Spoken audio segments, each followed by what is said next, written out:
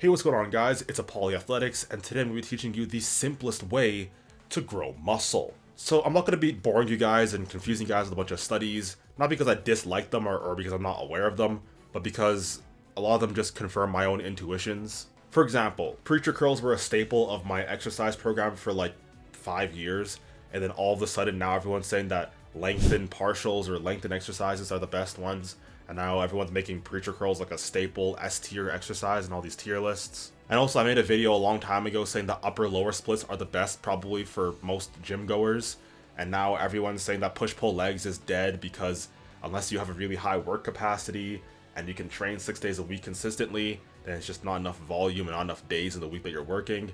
And I realized this a long time ago. I'm even starting to think now that full body exercises might even be superior to all of them, but that's probably for a different video. So I'm going to be keeping this video very simple, very easy to understand.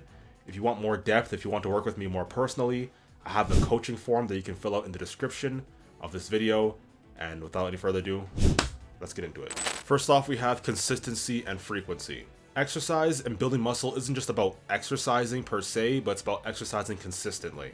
Try and get into the gym 2 to 3 times a week for maximum muscle growth. And if possible, try and have slight variations between which part of the muscle group that you're focusing on each session. Next up here, we have exercise variety and focus. Incorporate a mix of compound movements, which include things like squats and deadlift and bench press, and isolation movements, which are things like bicep curls, tricep extensions, that sort of stuff. Compound exercises work multiple muscle groups at once, and isolation exercises only work one muscle group. Compound exercises are also extremely fatiguing, and isolation exercises are not.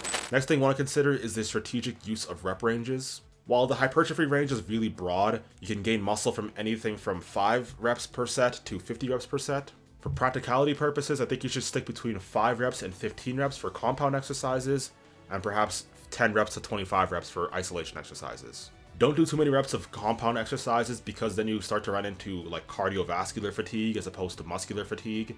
Like if you're doing 25 reps of squats, that's going to be very cardiovascular fatigue, like fatigue for your heart as opposed to fatigue for your legs. And isolation exercises, they don't have that kind of risk to them, so you can do more with them. Next, you want to avoid redundant sets as best as you can. To prevent diminishing returns, I recommend limiting exercises with a similar movement pattern to different sessions. For instance, instead of stacking squats and hack squats on the same day, you can spread them across multiple days to maximize muscle activation and optimize muscle hypertrophy. That way you don't spend too much time overloading that specific muscle. I do believe that the upper limit of the amount of sets that you can handle per muscle group in a given week is actually extremely generous, but it is still true that spreading out your sets over the week is better than doing it all at once, and that there is diminishing returns if you just do it all at once as opposed to spreading it out over the week. My next rule is that you should prioritize training volume over everything else. While effective volume varies between individual, I recommend doing 10 to 20 sets per that muscle group per workout session. This will get you to around 20 to 50 sets per muscle group per week. And you should err on the lower side, around the 20 sets per week if you're a beginner, and err on the higher side, around 50 sets per week if you're advanced. Rest and recovery are essential for muscle growth. To ensure optimal gains for your muscles, I recommend resting between 36 to 48 hours before training that muscle group again. But in the meantime, you can work out other muscle groups. So for example, if you do legs on Monday, you can do, back and chest on Tuesday, and then come back to legs on Wednesday and still be refreshed to do legs that day. Apply the principle of progressive overload. Regularly increasing the weight and reps on exercises is crucial for muscle growth. Focus on small progressive upgrades every week or every month or so, as opposed to big upgrades every couple of months to ensure safety.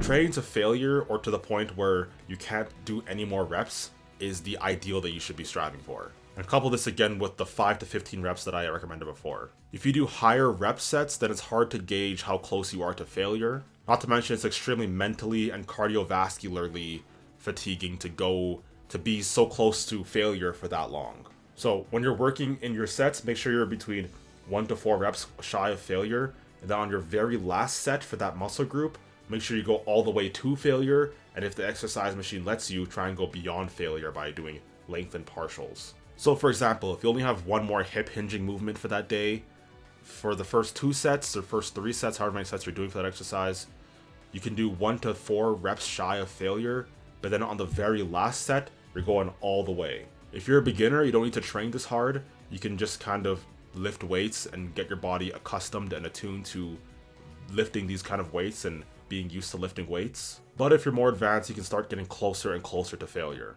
As a beginner, I generally recommend that you just start working out to the point where you start to feel, somewhat close to failure, and then stop around there. It's a subjective metric, but I think that's probably the best way you could go to get a feel for the exercise and also gain muscle. And you should also be adjusting your proximity to failure based on the exercise. So I gave a recommendation of 1 to 4, but that's mainly for compound exercises.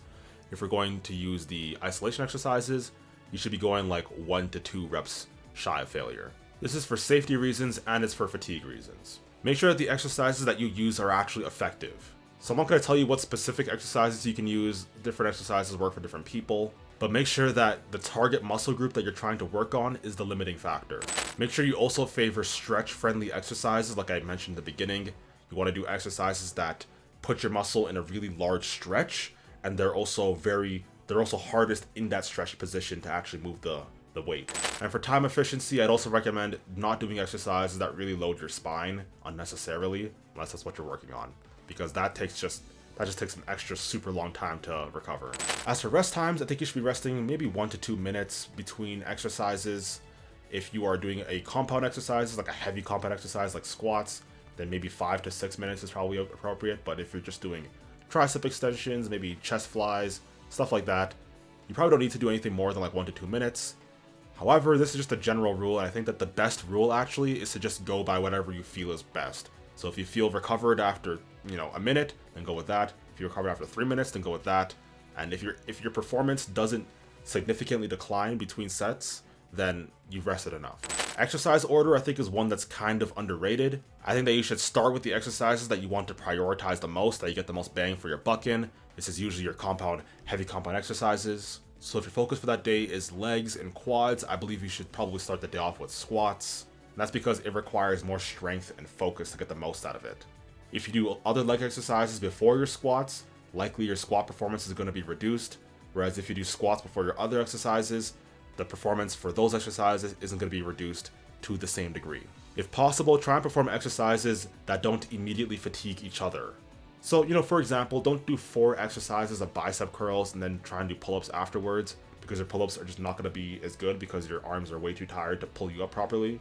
Instead, if you're to do like a back and biceps day, for example, try and stagger the exercises, right? So try and have one exercise of biceps focus, one exercise back focus, one exercise bicep focus, one exercise back focused until you're finished.